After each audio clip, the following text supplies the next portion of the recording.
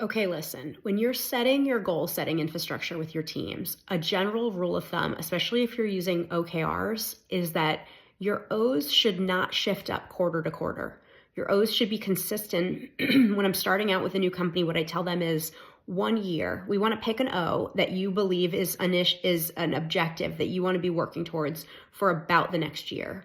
Your KRs then are the key results that you're going to be focused on over the next quarter or two, but it doesn't have to be like a hard and fast thing. So if your O's are things that you're going to have your team completing in the next quarter, it's not an O. That's more likely a KR. It might even be a project that should nest under a KR. So just think about that. O's, when I go into an organization, we do the first version of OKRs as our goal setting framework. I'm looking a year from the day we implement to ask the question of did our O's shift up a bunch during that first year? Because if so, we didn't hit the right level on the O's. So O's consistent for a year. KRs are more likely to shift up quarter by quarter. But the thing to remember is that, let me get my language that I want to use here.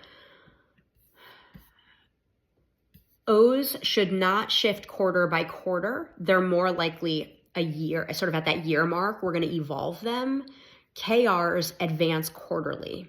So I know that's tricky when new leaders are starting to put their OKRs in place. One of the questions they're sort of struggling with is like they're thinking of everything as every year we're going to redo this exercise. Every quarter, these things are going to change. It's not. OKRs are about evolution and about, I like the word evolution, so I'm going to stick with it. So think about O's. When you're first starting, do we believe these O's will be things that we still care about a year from now?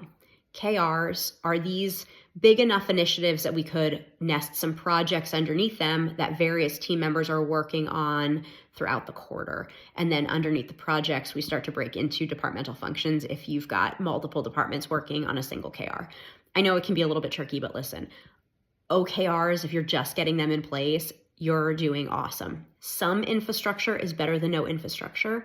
Let's get that first version of our OKRs out, and then we can start to shift up from there.